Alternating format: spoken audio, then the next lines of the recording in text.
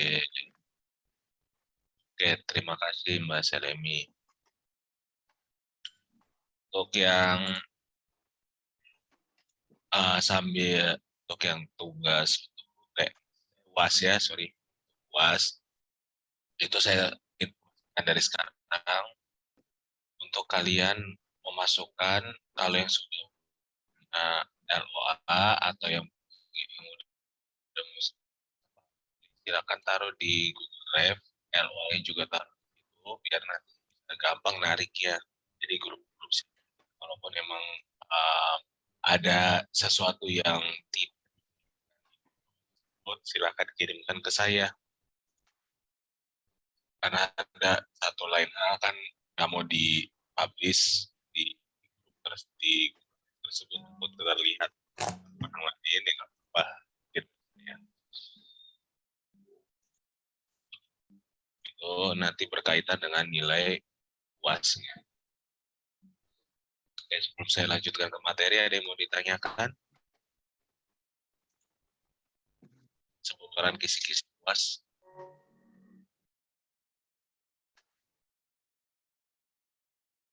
Masih jauh tapi ya,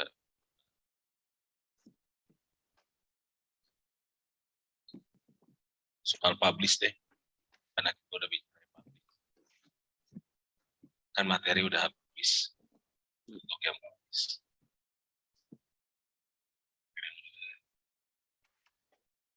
Mas Erik ada yang mau ditanya? Paling ini Pak, ya tadi yang Bapak sampaikan mengenai apa LOA ya Pak. Iya. Itu lebih maksudnya pengumpulannya dikoordinir sama gimana mekanisme koordinirnya. Kita ke yang pasti koordinirnya ketua ya Pak. Terus kemudian melaporkan ke timnya apa yang kemarin tuh Pak, terakhir yang penerbit apa ya? Yang penerbit. Jadi gini, untuk yang apa namanya, untuk yang terbit kan bebas ya di mana aja ya, Mas Erik. Jadi tidak ada mengharuskan ke Pancasakti, mengharuskan kemana tidak. Karena saya memberikan kebebasan kepada kalian. Kalau memang misalkan yang mau ke Pancasakti karena inian slot, ya silakan. Kan jurnal itu kan ada slot. Nah, terus juga kalau emang mau di tempat lain ya silakan. Saya tidak memaksa dan tidak harus ini Pancasakti lebih cepat. Enggak. Saya juga nggak ada ininya kok. Nggak ada kepentingan lah kasarannya daripada Iya, yang.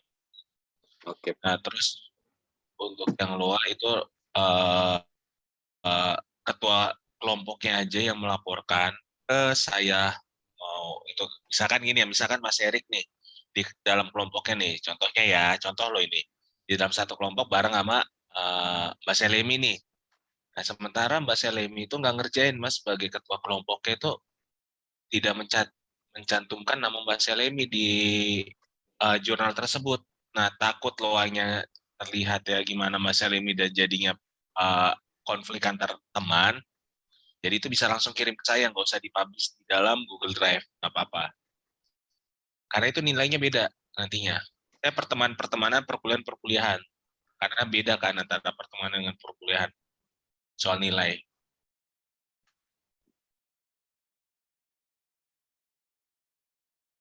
Oke Pak. Oh, kalau emang ada yang masih, Pak ini saya masih bingung, ini gimana sih mau tambahin materi, nggak apa-apa. Pada saat lagi perkuliahan gini, ada yang mau ditanya soal publish juga silakan, nggak apa-apa. Ini kita tambahin karena saya juga hanya memperkuat uh, teori-teori yang kalian sudah bikin. Jadi karena nama kalian memasukkan juga nggak apa-apa.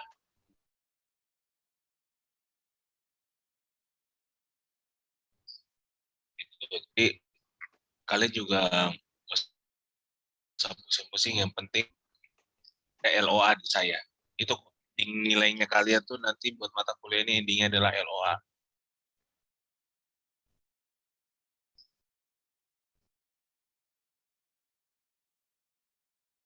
Iya, biar kalian bisa fokus ke mata kuliah yang lain juga.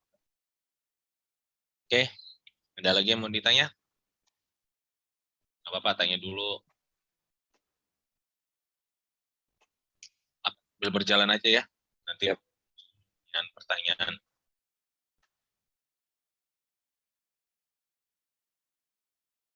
Oke, terlihat di screen kalian, saya sudah ingin full screen. Kelihatan, Pak. Udah, Pak. Oke, makasih. Ini kita secara gamblang aja ya. Di sini kita tentang marketing, development, strategi. Di sini kita lihat dulu, di dalam pemasaran itu kan punya tujuan. Di sini perusahaan juga harus tahu apa sih yang mau dituju sama perusahaan itu, apakah profit atau non-profit. Itu ditetapkan dulu dalam bentuk visi dan misi. Dalam artian ini untuk mencapai atau membentuk sebuah strategi. Ini ada pepatah, visi tanpa aksi adalah mimpi di siang bolong, aksi tanpa visi adalah mimpi buruk. Ini pepatah Jepang ini erat kaitannya dengan pemasaran. Jadi kalau kita tapi kita nggak punya action itu sama action tanpa strategi juga sama aja. Jadi kalau di sini kita harus lebih, pertama itu kita lihat adalah visi misinya itu sendiri. Termasuk barang yang akan kita jual seperti apa. Jadi ini perusahaan punya visi misi, kita dalam melakukan penjualan juga harus ada strateginya. Emang kita lihat dulu, oh visi misi dari produk ini kayak gini, yang tujuannya adalah untuk produk knowledge dari yang kita jual ini, yang akan kita pasarkan. Tapi di sini kan visi itu lebih kayak apa sih yang mau kita capai, impian apa yang mau kita capai atas produk tersebut. Nah di sini misi ini kan adalah kita mau lihat nih misi dari barang atau produk, termasuk pasarnya ini seperti apa, misinya kita, yang nanti akan terbentuk tujuan. Tujuan itu ada dalam arti kita melihat ada 4 di sini, ada 5 tujuan dari misi, yaitu menetapkan maksud, arah dan iklim organisasi, terus juga dalam pengembangan itu bisa kita lihat sumber daya apa aja yang kita miliki di dalam perusahaan tersebut atau organisasi kita, terus juga bisa mengembangkan suatu dasar, terus juga standar dalam pengalokasian sumber daya, mempermudah dalam penerjemahan tujuan, dan sebagai parameter kerja. Nah, di dalam tujuan tadi kita bisa lihat ending dari semua itu adalah perencanaan. Perencanaan ini itu merupakan alat bagi pengusaha untuk mengetahui kebutuhan pasar. Dalam hal ini untuk mengetahui produk dan jasa yang dapat mendatangkan laba pasar tersebut. Nah, perencanaan ini kita bisa lihat ada perencanaan strategi sama proses manajemen pemasaran. Nah, di dalam perencanaan ini kita bisa lihat ada tingkatannya, korporasi dan divisi. Itu adalah langkah strategis yang dilakukan pada kantor pusat. Nah, tujuannya untuk mengembangkan strategi jangka panjang dan kelangsungan hidup perusahaan. Terus juga memilih dan mengelola usahanya. Prosesnya ini kita bisa lihat. Jadi kalau perusahaan kita memiliki cabang, kan pasti ada visi misi dari pusat dan ada nanti turunannya adalah di cabang itu visi misi dari cabang itu sendiri. Visi misi cabang itu turunan dari visi misi pusat. Karena setiap cabang itu pasti memiliki pasar yang berbeda. Memiliki segmentasi yang berbeda. Contohnya produk A itu di pusat itu laris sekali. Di cabang belum tentu produk A itu selaris di B. Di situ. Makanya kita harus bisa melihat segmentasinya. Nah, dalam hal ini kita bisa lihat proses manajemen pemasaran itu kita bisa membimbing kegiatan dalam setiap tahapan. Dalam hal ini kita melihat ada kebutuhan pasar yang diinginkan oleh pasar, bukan yang diinginkan oleh kita, tapi kalau kita menjual barang itu kita lihat apa yang diinginkan oleh pasar. Nah, biar mereka apa? Biar mereka menjadi setia atau loyal kepada kita. Bukan cuma kita jual sekali laris, habis itu tidak loyal kepada kita. Atau yang kita bisa bilang adalah pelanggan. Nah, ini bisa kita lihat di sini ada implementasinya. Nah, ini di sini kita bisa lihat ada strateginya, ini mulai dari planning, implementation, sampai controlling. Nah, ini seperti hal yang udah coret-coret, tapi salah coretannya. Pertama ini dari sini. Dari planning. Planning apa aja yang dibutuhkan? Mulai dari corporate, terus juga per divisi, bisnis, sampai ke produk ya. Jadi mulai dari planning sini, habis dari kita lihat nih, rencana dari perusahaan itu seperti apa, induk ya, dari BOD-nya, dari SBU-nya. Baru kita turun ke divisinya, masing-masing divisi seperti apa, planningnya, bisnisnya seperti apa, produk seperti apa, akan terangkum menjadi satu rencana, baru kita masuk ke dalam implementasi. Implementasi di sini, nah implementasi ini pertama kita lihat di sini. Kita organize dulu. Organize apa? Organize semua sumber-sumber planning yang ada di sini. Yang tujuannya kita untuk mencatat atau melakukan organizing terhadap kegiatan yang kita sudah rencanakan di sini.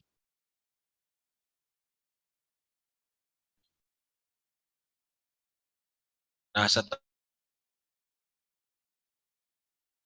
implementasi dari kegiatan ini apa? Implementasi ini itu erat kaitannya dengan strategi.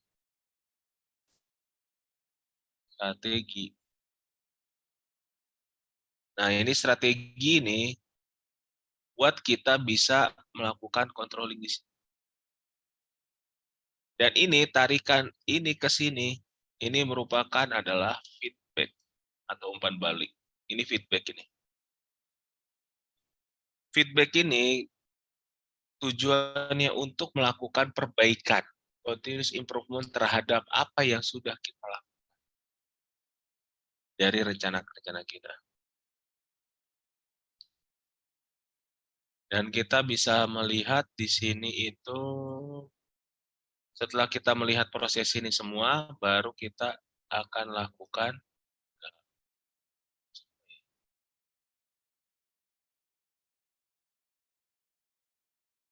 setelah kita bisa lihat dari proses yang tadi di depan, kita lihat di sini. Inti dari pendekatan sistem manajemen itu kita lihat secara gampangnya adalah, ini kan agak banyak ya prosesnya, ini adalah sederhananya. Ini kita lihat dari inputnya, dari input proses, output yang akan mencapai tujuannya. Tujuan ini pasti ada yang positif dan ada yang negatif. Apa yang tidak tercapai kita feedbackin ke dalam input untuk kita lakukan proses yang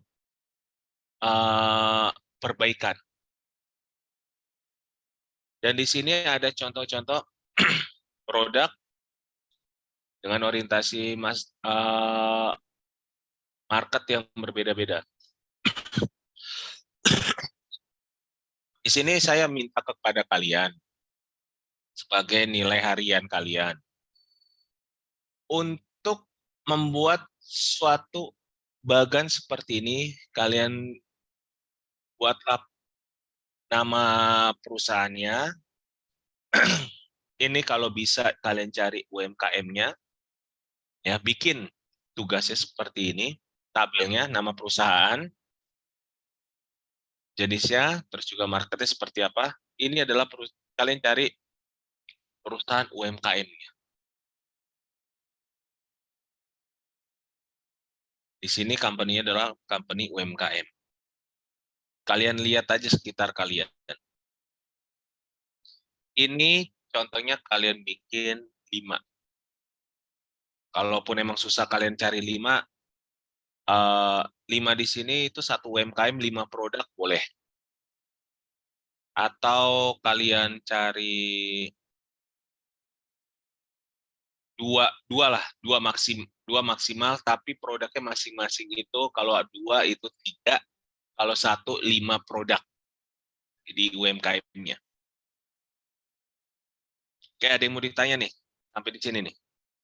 Karena ini nanti berhubungan dengan tugas harian kalian, karena ada tugas harian ini doang.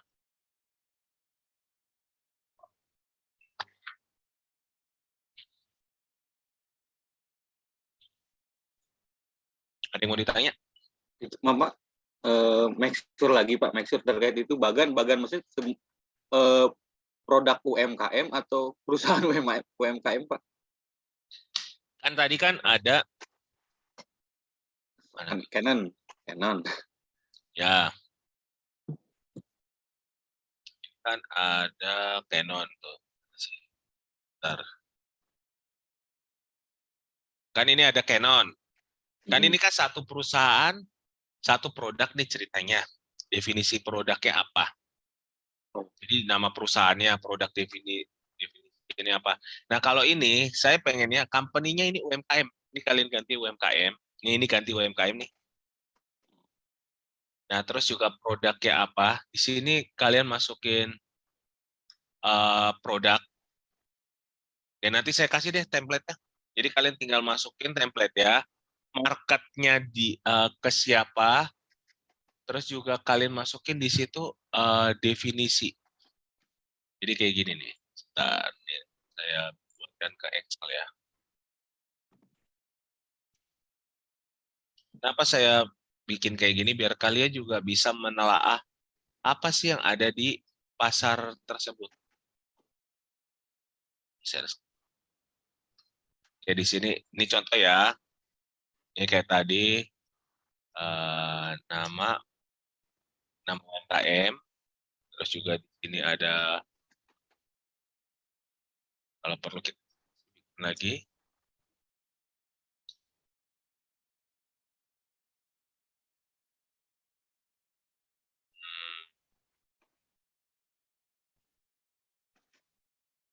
Yes.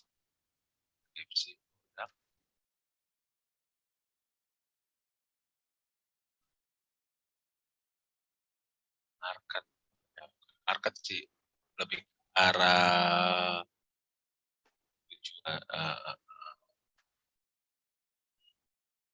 pembeli.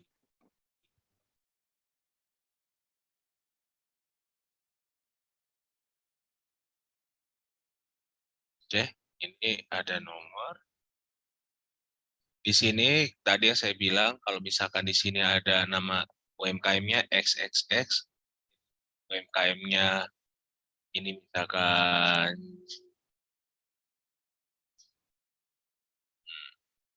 barang kerajinan kreatif warga contoh ya. Di sini produknya apa? Misalkan buku, juga ada asam contoh aja, juga ada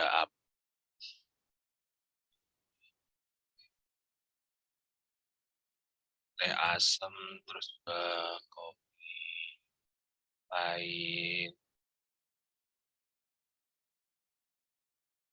Nah ini tadi yang saya bilang kalau kalian dapat satu UMKM, kalian bikin ini produknya ada 5.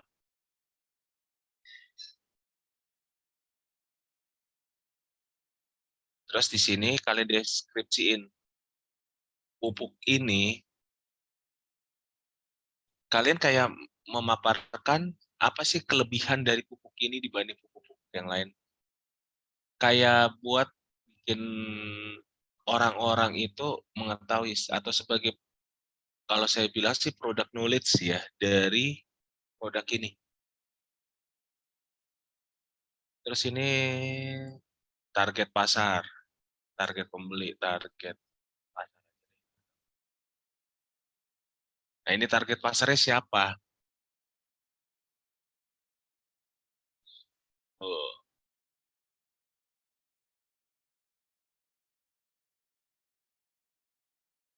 ada yang mau ditanya?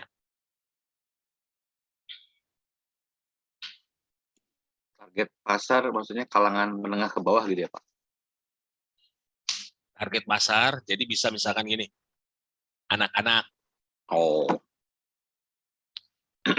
Ini kalau bisa misalkan contoh target pasarnya misalkan anak muda. Ini kasih penjelasan. Misalkan ini dapat digunakan sebagai tambahan ikan, contoh ya, contoh aja loh. Ya, contohnya seperti ini, contoh doang ini.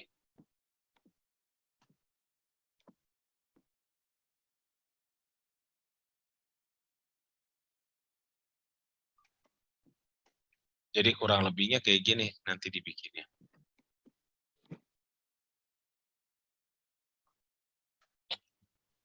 Nah, kita mau melihat sejauh apa kalian mendeteksi apa sih yang ada di sekitar kalian. Kan ini kan ada nih dari tingkat eh, RT juga ada kan, RT, terus juga kalaupun emang itu kegiatan UMKM atau perusahaan apalah juga boleh, tapi kalau bisa yang terdekat kalian ya, bukan kalian browsing, semua gampang nyarinya.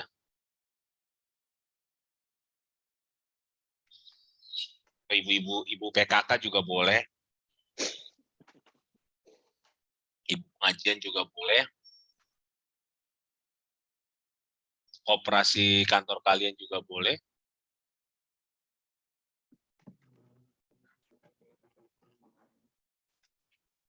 Ini contohnya ya. Dan tidak harus yang itu ya Pak ya, nggak harus sudah berizin ya. Enggak harus, bebas. Oh iya. Ya, Pak. berarti penentuan pendapatan juga bebas ya Pak? Misal pendapatan yang omset dia terima itu nggak terbatas, misal ada ya kan macam-macam nih Pak jenis UMKM ya. Kan ini saya nggak ada bicara pendapatan. Oh, Ini doang. Ini saya kasih template ya. Kenapa? Itu template saya kirim di ini ya, di WA grup. oke Pak. Jadi gini, ini kita tidak bicara tentang pendapatan. Kita tidak bicara perizinan.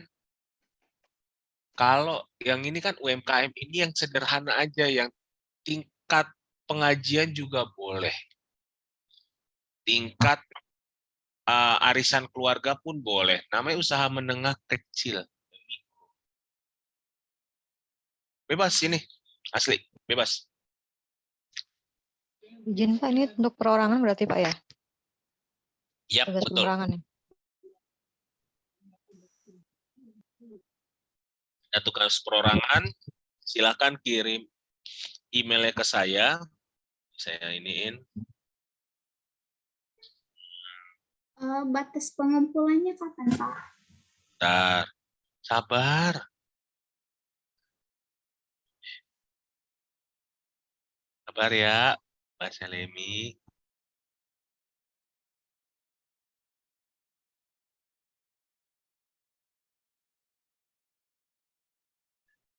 Ini biar bulan.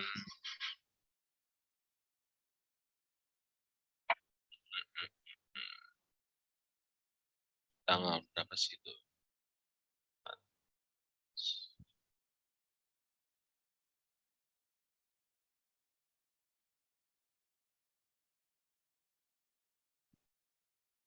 Formatnya format ini ya, formatnya format PDF ya.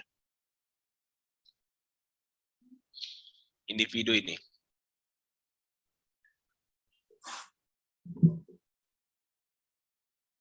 Turun makan tuh kayak yang kecil aja. Airnya dipanasin.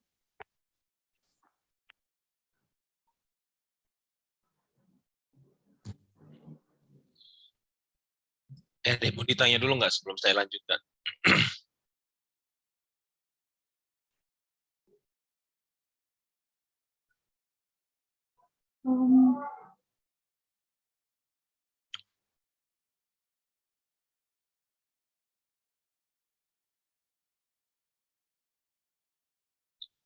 Ada yang mau ditanya nggak? Ini dulu, ada yang mau ditanya nggak? Baru nanti kita lanjut.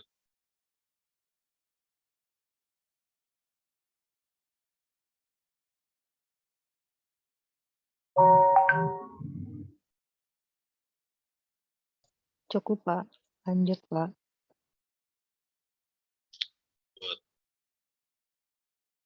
Bapak, saya mau tanya, tadi saya lupa. Jenis UMKM-nya berapa banyak, Pak?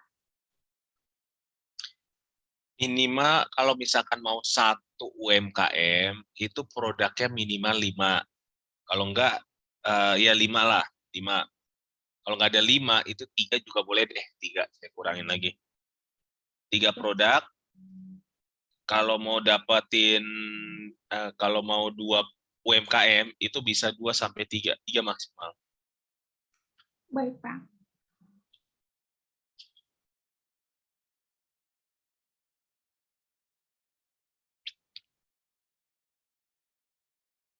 Ya. Biasanya Pak, izin tanya, biasanya kan kalau UMKM cenderung satu gitu, satu macam, cenderung seperti itu Pak. Jadi bisa beberapa, bisa misalnya 5 atau gimana? Kalau misalkan cuman ada satu, ya udah nggak apa-apa cari satu. Kan saya bilang kalau misalkan ada 5, 3, 2, kan kalau cuma satu ini kan UMKM kan kayaknya kan agak jarang ya, rata-rata di angka 2 sih Bu produknya rata-rata ya, yang saya pernah selami itu.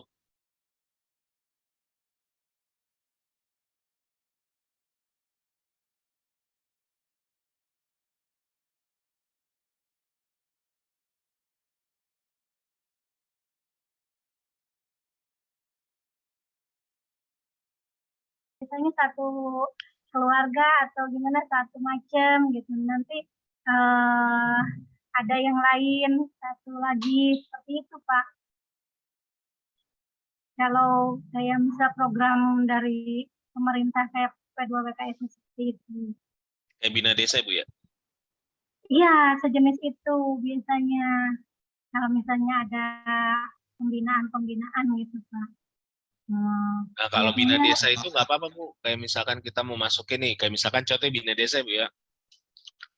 Di atasnya itu UMKM Bina Desa. Nah, itu UMKM-nya kan ceritanya adalah Bina Desa. iya, BUMDes, biasanya model seperti itu juga ada, Pak. Ya, Dari itu produk BUMDes sebutin gitu. Bu. Nggak apa-apa, itu satu UMKM misalkan dari Bina Desa ini ada berapa produk, sebutin aja nggak apa-apa, dari beberapa jenis itu. Jadi misalkan Iya, desa binaan XYZ, kan itu kan iya. dari beberapa rumah tangga binaan. Oh, Nah itu disebutin aja Bu produk-produknya. Jadi satu UMKM banyak produk, monggo mau berbagai macam produk, berbagai macam UMKM dengan produk-produk yang ini juga silakan. oh, iya. Biasanya gini, kalau untuk tingkat kecamatan ya pakai punten ya. Nah, Kalau untuk tingkat kecamatan biasanya misalnya desa ini, desa A itu punya BUMDes. Misal BUMDesnya itu menitik beratkan misalnya ke apa, ada rengginang gitu misalnya. Kalau nanti ada BUMDes di desa B, dia misalnya kayak telur asin atau apalagi seperti itu, Pak. Jadi Iya. dalam satu kecamatan biasanya bisa ada beberapa seperti itu. Ya nggak Bisa, apa-apa. Binaan, ya kan tadi saya bilang, UMKM-nya Bina Desa Kecamatan XYZ. Mm-mm. Nah, produknya kan produk A, produk B, produk C, produk D. Kan makanya tadi ada muncul di situ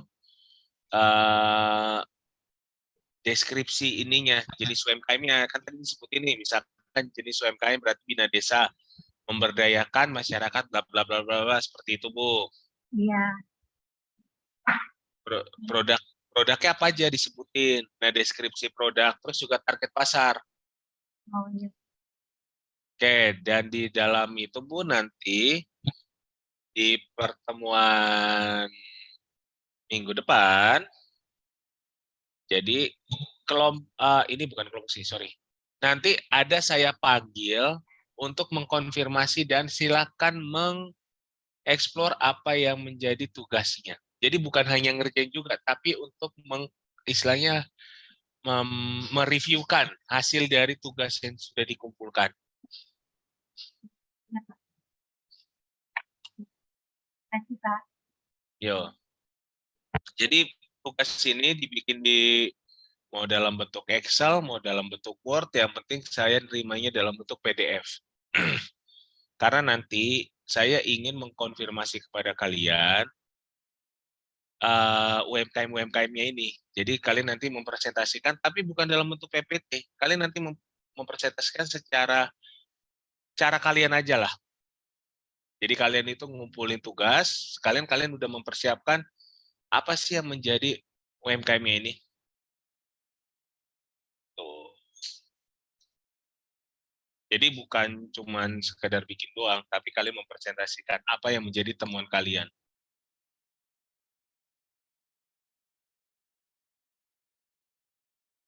Ya, ada yang mau nanya lagi?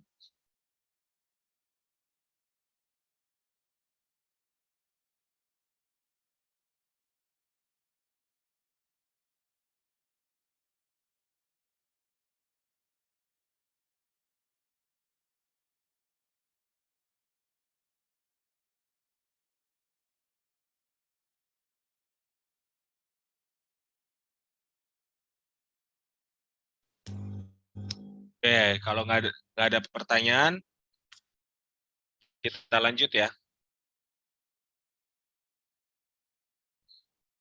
Apa suara saya kedengaran, Pak Salimi? Kedengaran, Pak. Kedengaran, Pak. Soalnya kayak suara jangkrik yang ada nanti. Oke, ini kita lanjut di sini. Nah, ini bererat kaitannya dengan tugas yang tadi disampaikan. Ini kita bisa lihat ada lingkungan makro dan lingkungan mikronya. Apa aja sih yang menjadi lingkungan makro? Lingkungan makro ini kan ada pasarnya, demografi, kondisi ekonomi, sosbud, sosial budaya, politik dan hukum dan teknologi. Nah, di dalam lingkungan makro ini kan itu yang lingkungan dari luar kita, lingkungan besarnya kita. Kalau lingkungan kecilnya kita lihat ada pemasok, perantara pemasar, pelanggan, perilaku konsumen, pesaing, terus juga publik sama bauran pemasaran. Nah, di sini kalau kita bisa melihat makro itu erat kaitannya pengaruh terhadap produk-produk yang akan kita pasarkan.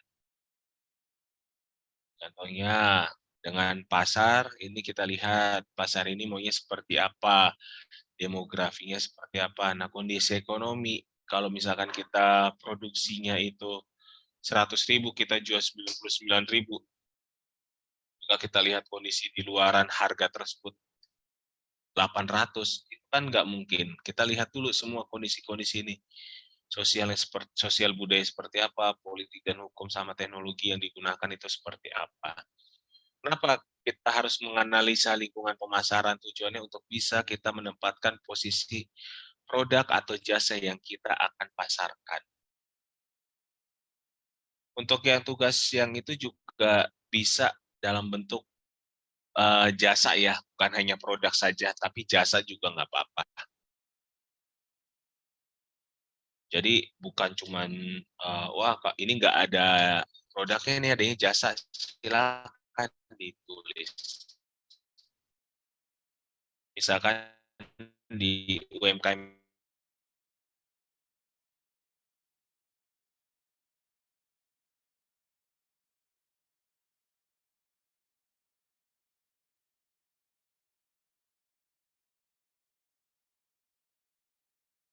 itu kan dalam bentuk juga UMKM ada jasa AC, pembersihan AC, itu bisa kalian deskripsiin. Jadi bukan hanya produk saja, tapi bisa jasa, jasa perbaikan mobil juga bisa. Nah, di sini kita lihat ada faktor influencing dari strategi marketing. Ini kita lihat itu ada di tarikan luar dan di dalam. Ini secara sederhana, ini kita lihat adalah 4P. 4P-nya ada di dalam. Produk,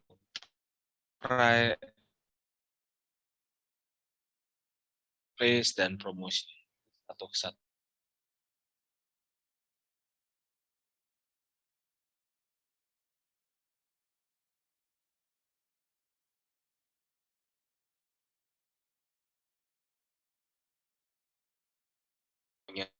Mikro, karena bersentuhan langsung karena semua akan menuju kepada target pasar. Jadi kita harus bisa melihat strategi apa yang akan kita lakukan dari hal-hal 4P ini. Product, price, place, promotion. Kita harus bisa melihat sebelum kita mencari target pasar. Dan di sini kita lihat 4P dalam hal marketing mix. Terus juga ada 4P sama 4P sama 4 customer experience, customer cost, sama communication. 4P, 4C. Nah, di sini 4P itu apa hubungannya? Ada di situ ada produk, price, promotion, place. Nah, produk itu apa aja? Jenis produknya, kuantitinya, desainnya, brandnya, terus juga sama kita lihat kualitas dan lain sebagainya. Harga juga seperti itu, kita lihat harga dari barang kita, diskonnya, terus juga gimana cara pembayarannya, terus juga kalau mau syarat dan ketentuan apabila barang kita mau dibuat kredit atau pembayaran seperti apa itu kan banyak. Terus juga kita lihat promosinya seperti apa, iklan yang kita lakukan seperti apa. Nah, begitu juga dengan place. Place dalam hal ini adalah tempat, kita lihat di situ ada tempat, kita lihat di sini menjangkau kepada siapa saja. Jadi dalam hal ini kita di dalam menentukan suatu target pasar, kita harus melihat 4 PCS. Oke, untuk pertemuan ini sampai di sini dulu. Ada yang mau ditanya? Pak, tadi kan jasa bisa. Kalau misalkan yang di tempat saya ada nih Pak, jadi dia kayak koordinir apa ya, tukang Pak. Maksud gak tuh? Kayak iya jasa perbaikan rumah sih. Nah kebetulan di kompleks saya tuh ada, jadi kayak agen gitu. Boleh. Bisa masukin nggak Pak? Masuk. Masuk ya? Kan sekarang ini dia kan bukan hanya, kan sekarang banyak ya Mas Heri, kayak contoh nih, kayak itu kan tukang ya. Tukang ini bisa bikin apa aja, misalkan dia kalau misalkan bisa desain rumah. Kalau bisa ya, kalaupun nggak bisa, oke. Perbaikan rumah secara keseluruhan, terus juga perbaikan plafon, perbaikan genteng, ituan ubin, kan banyak jenis jasanya. Iya Pak. Nggak, kebetulan di dekat rumah ada. Dia tuh bekas mandor lah istilahnya, cuman mau gituin ke melakukan pembukaan jasa pekerjaan sipil. Nah, itu jenis UMKM itu udah disebutin barusan. Mm-mm. Jadi nggak usah jauh-jauh lihat sekitar kita aja. Ya Pak. Jadi kalau ya mungkin kan kita nggak terpikir ya, kayak Mas Ari langsung mikir kalau ini gimana Pak? Itu kan bagus banget malah. Kan orang kan nggak ada kepikiran ya untuk menawarkan diri kalau emang mau bangun rumah, hubungin saya ya. Kan itu kan jarang terpikirkan sama orang yang padahal kita punya relasi loh. Apalagi tetangga-tetangga kita.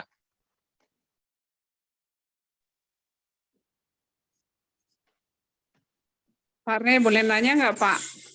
Ya, silakan. Ah, kalau warung berarti bisa ya Pak tadi ya Pak? Bisa. Bisa ya Pak. Tapi nama UMKM-nya berarti nanti satu ya Pak, sama ya. Jenisnya nanti ada berapa banyak gitu ya? Iya. Oh, sama produknya. Baik Pak. Jangan ngambil contoh dari kantor Ibu ya. Enggak Pak, kebetulan saya punya warung. Ya kan takutnya ngambil contoh dari kantor tuh. Kalau karena portofolio banyak kan tinggal comot. Enggak Pak. Ya, jadi kalau misalkan ada kerja di apa ya kayak kita punya agen kelontongan bisa, terus juga kita punya apotik juga bisa, itu bisa kan usaha menengah kecil dan mikro kita masukin lah semua. Kalau yang besar-besar lah cukup ya. Apotik masuk,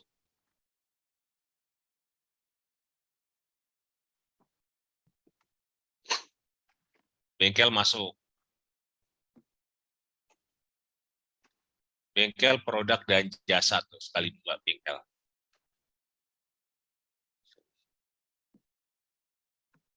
Tapi kan juga nanti bisa dipaparkan karena apa namanya si 4PCS ini juga bisa kan 4P price PCS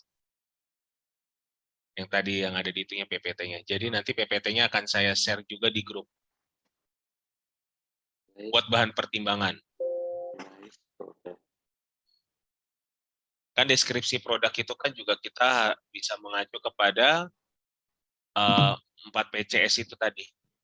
Yang ada customer solution, customer cost, communication sama conviction itu kita harus melihat juga 4P, 4CS.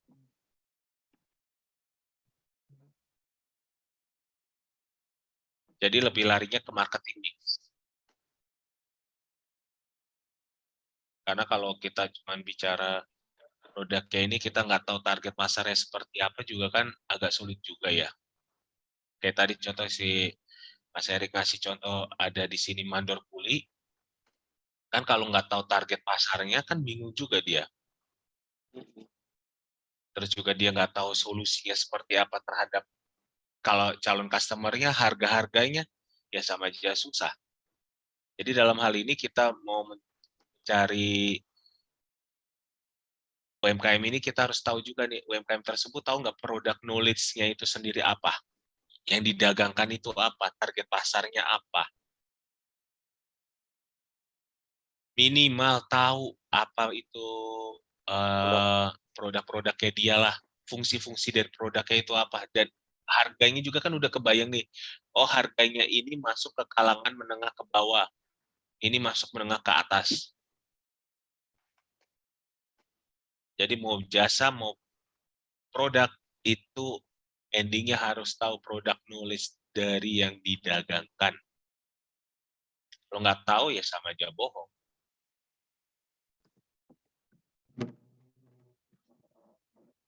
Dan yang di ini yang deskripsi produk itu sebenarnya lebih ke arah target apa namanya produk knowledge-nya. Kalau saya nulis produk knowledge kan terkesannya tuh wah berat banget ya apa ya. Jadi deskripsi produk itu lebih ke arah produk knowledge ya.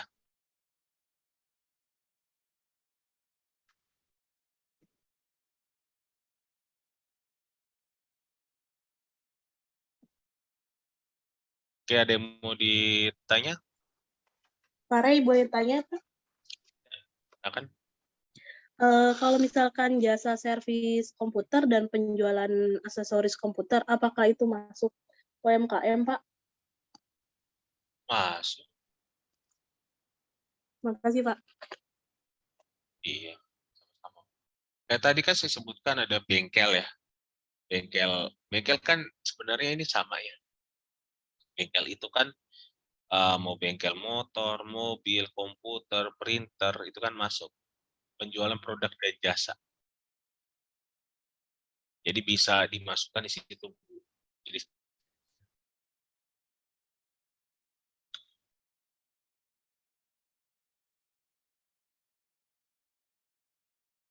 Jadi ini Bapak Ibu disimpan tugas ini bukan cuma di email karena nanti kita akan bermain agak jauh dikit. Nanti kalau ada sempat waktunya kita bermain di BMC ya, Bapak Ibu. Pernah dengar? BMC. Bisnis model kanvas.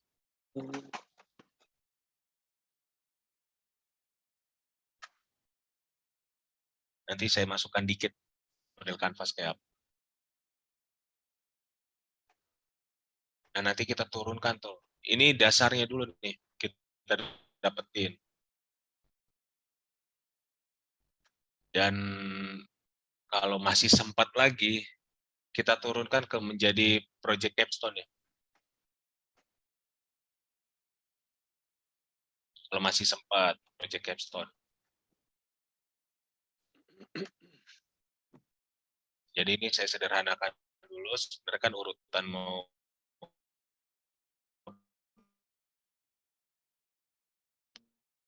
project capstone itu kan ada project capstone. Itu project capstone itu disebutkan itu.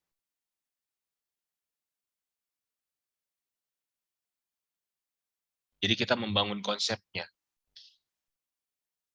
konsep pemasarannya, konsep bisnisnya.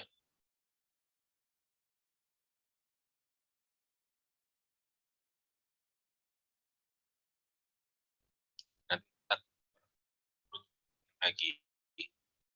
Jadi buat rekan-rekan yang mau ngambil konsentrasi pemasaran bisa tuh ngambil BMC, bisnis model kanvas.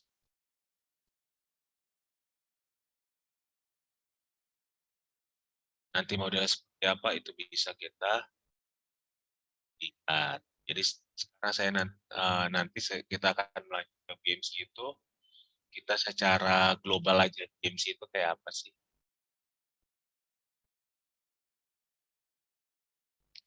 Awalnya dulu, di awalnya kita dapetin UMKM, jadi UMKM ini nanti akan menjadi tugas pribadi lanjutan. Nanti punya selain luaran UAS, kita punya luaran dalam bentuk BMC pribadi. BMC itu apa? Nanti aja kita bongkar bareng. Kita model diskusi. Walaupun tugas pribadi, tapi kita bongkar bareng. BMC itu apa sih? Kalau yang udah bisa, yang udah paham, udah hatam, ayo kita sharing di sini.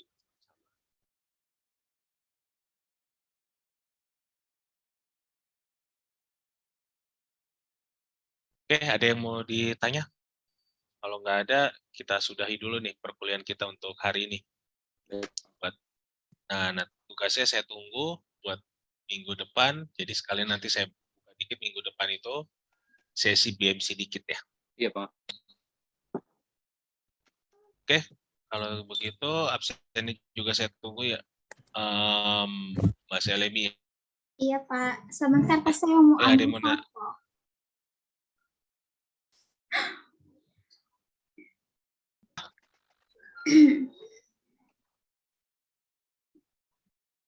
mau foto dulu, ya silakan. Wah, lagi pada kerja.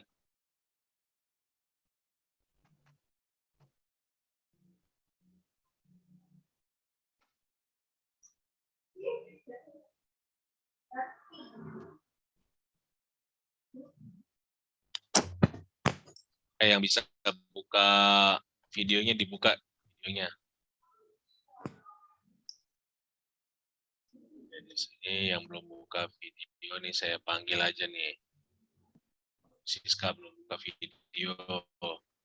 Di sini masih